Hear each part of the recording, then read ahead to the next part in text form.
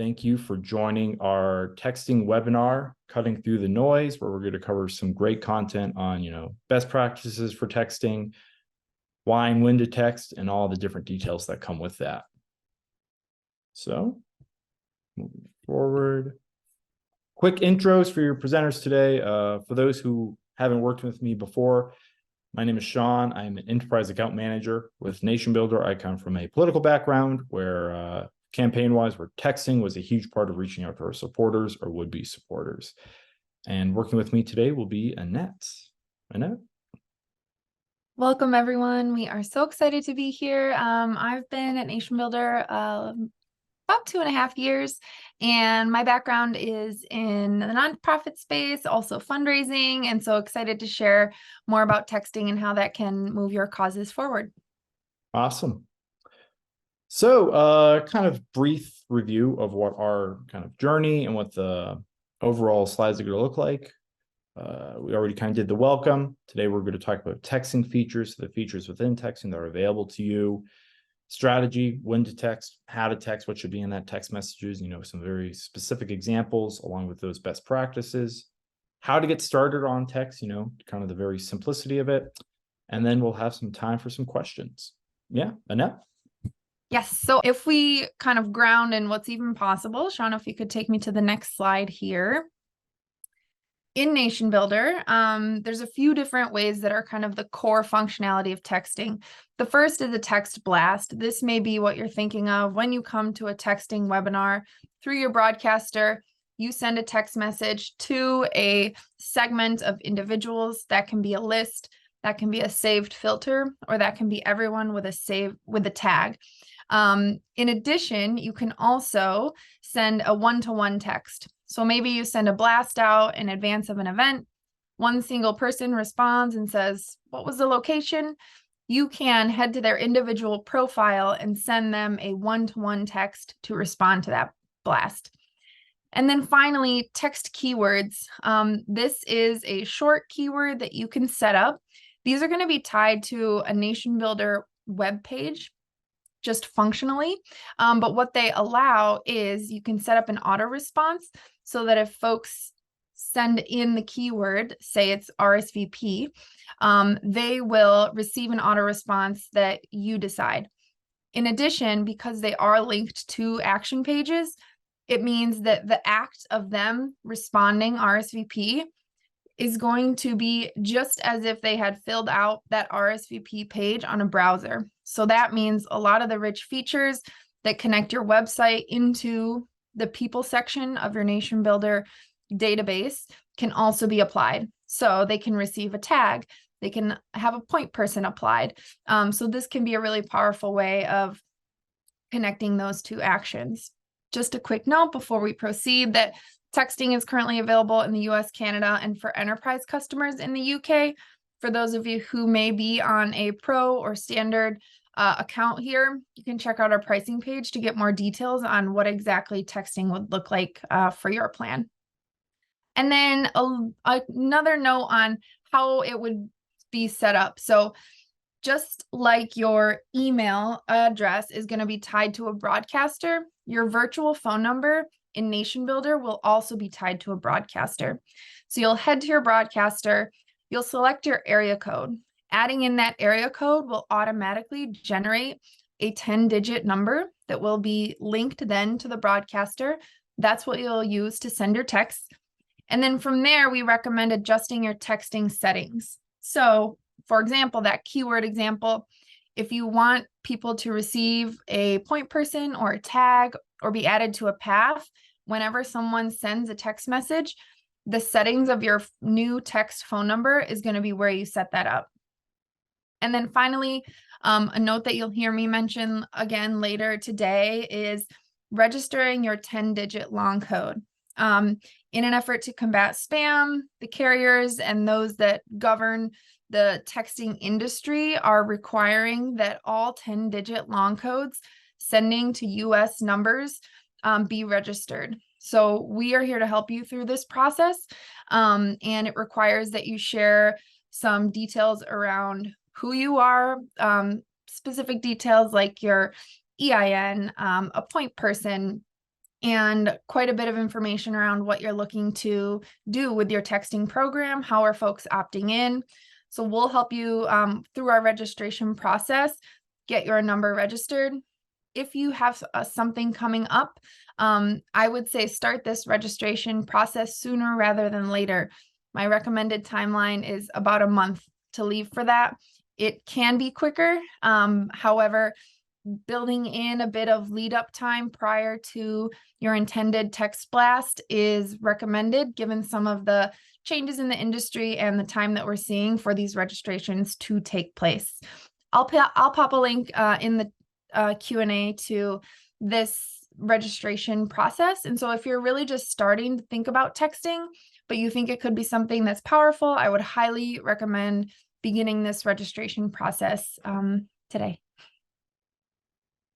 And I think I'm going to kick it back to Sean now to get into some of the strategy side of things of why and when to text. Awesome. Thanks, Annette. So yeah, I think it's a simple, but I think recurring question a lot of customers have is why and when should we text? What are the actual occasions as versus, maybe sending an email or something similar to that. So I think a lot of you have seen this stat before, and that is that text messages have an average open rate of 98% compared to most email marketing. I think this is kind of, something we all understand as just people who use text messaging and cell phones on a regular basis. It's something we experience not just as people sending those texts, but as consumers, as, regular citizens. And to kind of really hone at that, 80% of consumers check their text messages within 5 minutes of receiving a text message. I think we all know this because the second you get a text message, how many of you actually, look at your cell phone and you see that message right there on your screen? You may not respond at that moment, but it's almost kind of an instinct of just checking your phone immediately. Or when you open your phone, it's right there. As versus an email, as a consumer, you may not be checking your email all that often, maybe your work email, but your actual consumer email, your personal email, you don't check it nearly as much as text messages. You certainly don't communicate through it as much as text messages, or as most people do. So 3 kind of a key or really high level examples or times to text would be timely alerts, in-person events, and email blind spots.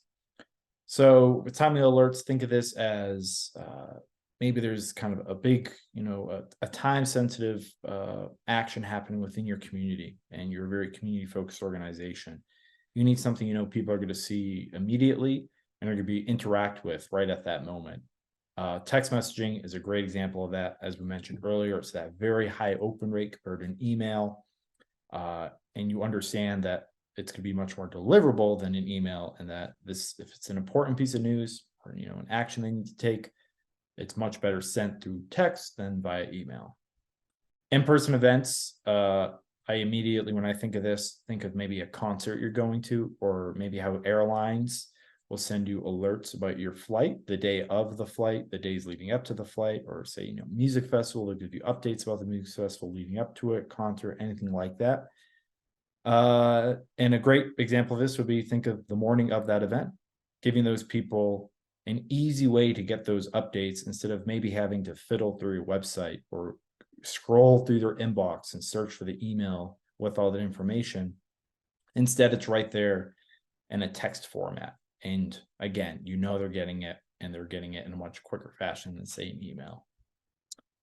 Email blind spots. So what we mean by this is there's a lot of instances where, quite frankly, folks either don't open emails at a very high rate, or maybe they're not getting your emails for some reason. However, they have a phone number, and you can text that phone number, and they check their text messages on a regular basis. Those are the folks you should be shifting a lot of your communications from email to text messaging. So using texting to supplement your email blind spots where you're not getting that high open rate. To get a little more specific with these examples, with timely alerts, think of maybe a new bill passage. There's a legislative action that needs to be taken. The state house is voting on this bill at the end of the week. Reach out to your representative today. or maybe, you know, post online, share our posts, something like that. Could be a new fundraising goal. People a lot of times like to receive good news. They don't always like to have kind of that high action, like, oh, we need you to act now, or did you hear what happened? This, blah, blah, blah. It's more so giving them that kind of good news that they're taking part in something that's kind of having a lot of productivity and that they helped reach that goal. So maybe giving them kudos, you know, hey, did you see we reached our new goal? We're going to be able to do all these new things. We're going to be able to grow. So thank you for your support. If you're a political campaign or something that relies on endorsements from other elected officials or community leaders, using text messages to send those alerts is a key. I've worked on a lot of political campaigns, so maybe you combine the two, the day of an event along with an endorsement. So we had a convention, party convention. We got a big endorsement from a high profile senator. So we sent that out to everyone at the convention the day of, and everyone got that right in the convention hall, right on the phones through that text message. It's again, that, sorry about that. Again, so it's quick and you know they're going to see that. So again, that's kind of the piece of a quick news you want those folks to see. Organizational update, maybe it's logistical. Maybe you're a campaign or a nonprofit and you want certain volunteers to know we have a new office, or this office is closed today. They're on a shift, so they always come at that day, so they expect to be there, but maybe something's going on with the office. Text messages is the way to send that alert. Or maybe you have a new chairperson or someone new on the board and you want to send out, you know, a welcome text to all your supporters. Hey, meet our new chairman of the board. Here's their bio. It's a quick link they can click, brings them, then it brings them to your website. And then urgent action, a little more broad, but sign this petition now, show your support online, show up at this protest. Can you donate a little? Or maybe we need volunteers this Saturday. It's crucial. In-person events, kind of talked about this in a little more detail, but you're texting that invite directly. You're sending then reminders in that same thread. So it's all kind of housed there for them. And then, of course, the morning of text, giving them that urgency. A lot of people, you know, they'll be planning their day. Maybe they don't have it on the calendar. That text is a great reminder for them. But also think about it as making it easier for your supporter. They appreciate that it's a text message. Usually it makes it easier for them, and they know that it's as up to date as compared to, say, an email they got a week ago. Again, so those who are not emailable, sometimes it's people who aren't opening an email, or they're just not emailable. It's not a valid email, or it's not in use anymore. So a great way of doing this would be using a filter. An example of such would be maybe filtering for people who are not emailable, but are textable. And that'll give you a very good targeted list of folks who you can text who currently aren't getting your emails. Think of it as the same thing as email, but a condensed version. Kind of, you know, with that kind of, you know, packs a punch and reaches that goal of that original message. And as I mentioned, it's good for those, maybe they have an email, but they just don't tend to open it. Which you can also filter for is people who actually open your emails. You can filter for that and create targeted lists based off that.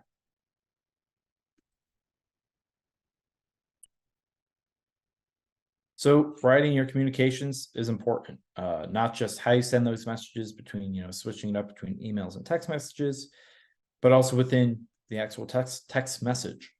Make sure you're sending to a targeted audience. Not every message resonates with the same people. So this certain list within your nation may appreciate a different message than that other list. Always include a clear call to action. You know, make sure it's you're adding some variety to that. If it's something you've already asked them about, maybe find a different way to re-up that message. So kind of, you know, always try to see what resonates with those folks. So try to stay dynamic, understand, you know, well, when we sent that message based off this issue, we didn't get a lot of interaction. So always keep that in mind. Maybe switch it up next time and try to find that issue that really resonates with your audience. And of course, you all know this, it's the same with emailing as it is with texting. Avoid spammy language, especially with text messages now. I'm sure we get a lot of text messages where it says alert, you've won a free cruise in the Caribbean or something like that. So try to stay away from sale or claim your prize or warning, alert, or emergency. One, it comes off as spammy, but also it gets very stale after a while for folks. Again, that's kind of that variety. So try not to use the same 3 or 4 buzzwords and action alerts with each text message. So with that is planning your texts, which includes, so the first step kind of in that would be identifying your recipients. So an important note is people, when you're texting through NationBuilder, you can only send through those who have opted into your text messages. We are not peer-to-peer. One hack I know a lot of customers will do is maybe either way, they're going to be using NationBuilder along with one of our partner texting partners. You can use that peer-to-peer to opt people in. And then for those folks, then you funnel them into NationBuilder because they're now opted in, and you can use our mass texting option. Make sure they have a mobile number within their profile. So they have their phone number, they're opted in, and they're textable. So that is kind of the winning combination there, is when they're opted in and have a mobile phone number. That's how NationBuilder defines someone who is textable. Kind of a more planned out example would be an event reminder text. So in this case, you would send a message to attendees, volunteers to remind them of the date, time, or location of the event, or maybe other pertinent details. Maybe there's directions involved that they need.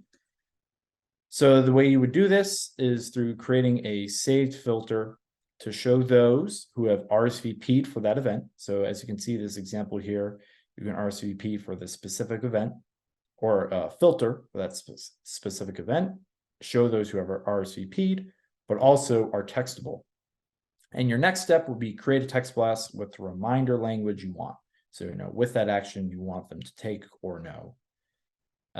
You would set the recipients to be that saved filter, and then you could schedule that blast. So you could set it and forget it. Maybe you do this 5 days before the event. So that way, it's going to send, and you don't got to, scramble that early morning. This is one of my favorite kind of combinations we have with texting. It is our action alert. So think of action button combination with texting. So those who have used action button or know of action button, I got a quick video example right here. You create that button, you take the link and you put it in a text message. And as you can see, they click on that link and it immediately brings them to this very kind of a well-rendered image on a mobile device. So action button shows up really well when you're using that mobile device. So they are now, after clicking on the link in that text message, they are now formatting their message to their state legislator, or maybe their state senator or congressman, governor, to, take that action. Maybe it's vote on this certain bill. Maybe it's don't vote on this bill. Maybe it's, get this bill out of committee. So through creating that button, taking the link and putting in that text, people have a direct way of taking that action, but also that there's going to be a much higher deliverability of that action to your supporters than in an email. So it's a very good kind of crossover workflow with that. And of course, with action button, there's a lot of different actions that take. Maybe it's a sign up button, petition page, or stuff like that. Another example would be for, say, setting up a keyword. Annette briefly covered keywords earlier, but essentially it allows your supporters to text the keyword you have set. Maybe that keyword's join in order to sign up. Maybe it's donate, and it automatically has them, prompts them to donate. But you would put that gear number in order to take action. And then within the web page settings, such as tags, point people, and paths, will apply to those texts. So if it's a join keyword for a certain sign-up page, those tag settings, the point people, will be associated with that keyword action when they take it. Much like our event pages, sign-up pages, donate pages, you can then have an auto response when someone texts you. So depending on the settings, depending on the keyword, the auto response will fire immediately once the supporter texts you. or after you collect their information. So of course, it maybe like, for example, use text join, or you say yes to a poll you received. I'm sure we've all gotten these. You immediately get the response, oh, thanks for confirming your appointment, stuff like that. Or if they opt out, they'll immediately get the thank you, you will no longer receive these text messages. So the auto response is almost immediate. Now I'm going to pass it off to Annette. Thanks, Sean. We're starting to close things out here, folks. So if we leave you with just a few action items, you might consider this your homework. One thing that you can do, I'm hitting submit on that, is register your 10-digit long code. So go to your broadcaster, create your number, and then get started on registration. That'll ensure that whenever the time comes, your event, your legislative actions, that you are ready and that your text messages will be delivered.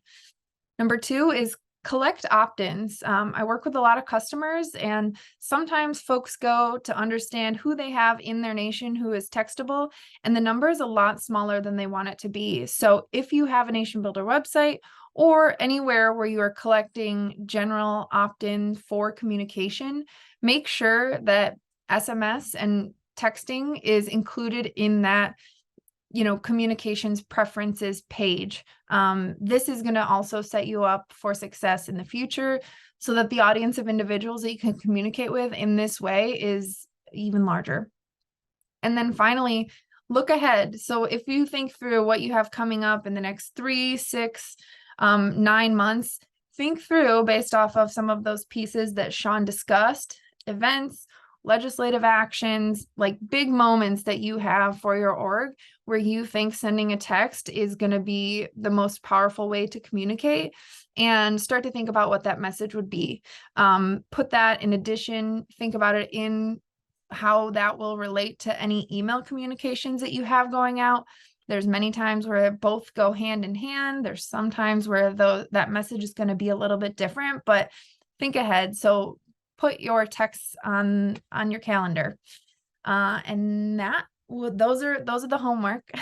Make sure that you kind of start to dive into those. And then I think, Sean, the only last bit we had before diving into some of the questions is to mention that we do have one more webinar, y'all. We are going on a journey here, and we have our final webinar coming up next Tuesday by our amazing colleague, Maddie.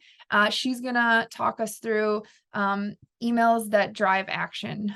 So we're gonna talk through the ways that your emails can actually get delivered to inboxes. They're in this year 2023, an email sent does not necessarily equal an email delivered.